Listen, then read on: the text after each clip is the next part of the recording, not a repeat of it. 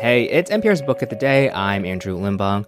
I deeply empathize with people who say they don't vote because they don't feel represented and don't think the process matters all that much in the grand scheme of things. Because in my early 20s, I would have been right there with them, feeling disengaged from the political machine.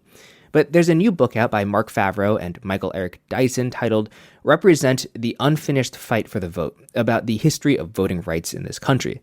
And for a lot of people, that history is littered with roadblocks and obstacles, some of which still exist today. The two authors spoke with NPR's Ayesha Rascoe about what this history means for people today who choose not to vote.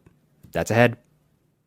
This message comes from NPR sponsor Stars, presenting the new series 3 Women. Based on the best-selling book by Lisa Taddeo, 3 Women follows a writer played by Shailene Woodley, who persuades 3 spectacular, ordinary women to tell her their stories, and her relationships with them change the course of her life forever. Starring Shailene Woodley, Betty Gilpin, DeWanda Wise, and Gabrielle Creevy. Watch the season premiere of 3 Women now, only on Stars and the Stars app.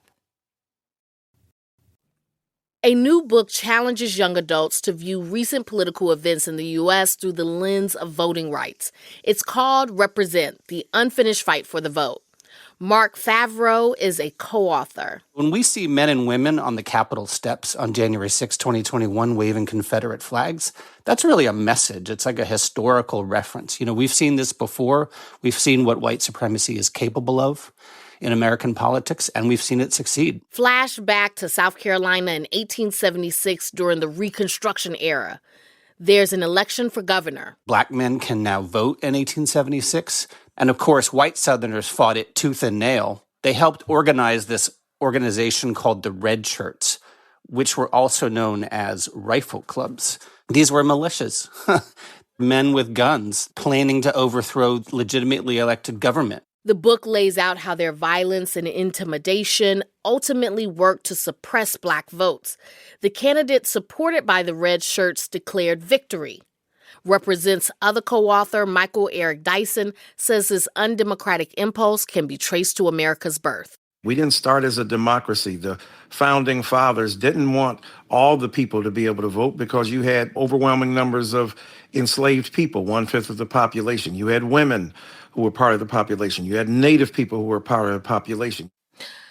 Marc, I appreciate how you celebrate some of the lesser-known heroes of voting rights, like Zikala Saw. Tell us about this indigenous leader. So in 1884, there was this really pivotal Supreme Court case called Elk v. Wilkins. And Elk v. Wilkins said that Native American people could not be citizens and therefore could not vote. So Zikala Saw was born into this world of complete powerlessness.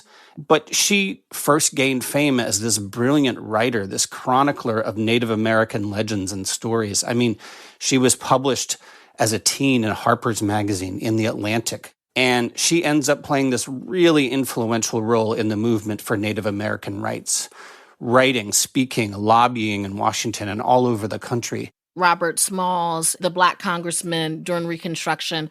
I knew a little of his story, but I didn't realize how he was able to persist even as the rights that were given to Black people during Reconstruction regarding voting were being stripped away. Yeah, well, you know, his background was rather remarkable. Remember, he had piloted a ship in South Carolina and turned it into a Union warship. So, you know, even before he gets involved in politics, he had become a heroic figure. But Robert Smalls, after, you know, the Civil War, was the face of the political destiny of Black people, the face of what we were able to achieve in the 19th century. Michael, you note that election denialism and the myths of voter fraud have long histories in the U.S. Can you talk about how far back do these ideas of voter fraud or the election was rigged, it didn't turn out the way it should have, how has that impacted voting rights? You know, you would think that Mr. Trump is an outlier. Of course, he's outlying a lot. But the point is, there were all kinds of claims when Black people were able finally to cast a ballot. They were not simply, like there is today, arguments about voter fraud and therefore what are we going to do about it? And they often turn violent. There was also the effort to stigmatize and demonize those figures as essentially unintelligent and incapable of exercising the franchise. And as a result of that, making all kinds of arguments about fraud, about who was able to vote, black people so-called smuggled in and allowed to vote in ways that weren't legal or at least permissible in a particular state. So the broad swath of arguments made about the illegitimacy of people of color, of women, of Native peoples and the like is nothing new, but Marc can fill in the particular struggles that manifest that. Yeah, I think it's interesting to see who gets accused of voter fraud across U.S. history. Propertyless white men, especially immigrants, women trying to vote, free black people in the North, formerly enslaved people in the South. So anytime a group of people do not have political power and are pushing to get that power, the myth of voter fraud kind of gets trotted out. And what it says is, we can't trust these people to handle voting. But what it means is we don't want them to have power. These accusations of voter fraud, they always precede any actual evidence of voter fraud. I mean, that's definitely the case today when the experts tell us there is essentially no voter fraud in the U.S. and that it's statistically insignificant. Looking at 2024 now, do you think America has become more or less democratic with time? Yeah, I would say it's a complicated equation because more people can vote today, and yet somehow democracy is as fragile as it's ever been.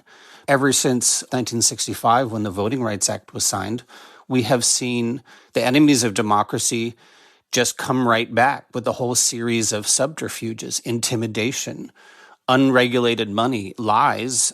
And I think what makes it even more dangerous today is this historical forgetting.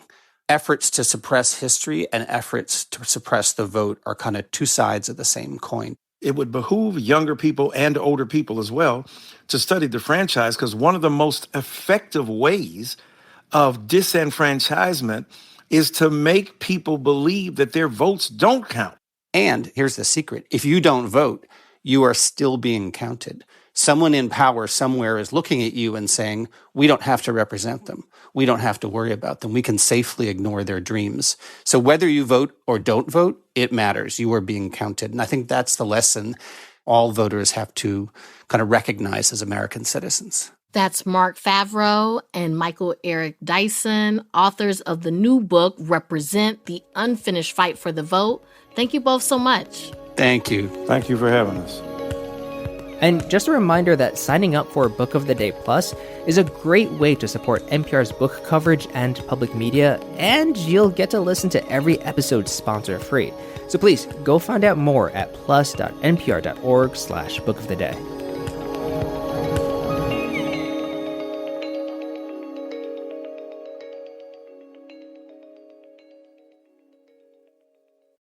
Support for NPR and the following message come from Washington Wise, an original podcast from Charles Schwab that unpacks the stories making news in Washington, including 2024 election updates and potential implications for the market. Listen at schwab.com/WashingtonWise. This message comes from Schwab. When it comes to managing your wealth, Schwab gives you more choices, like full-service wealth management and advice when you need it most. You can also invest on your own and trade on Thinkorswim, Schwab's powerful award-winning trading platforms. Plus, you'll get low costs, transparent pricing, and 24/7 live help. Schwab understands it's your financial journey, and they believe you should have choices in how you invest. Learn more at schwab.com.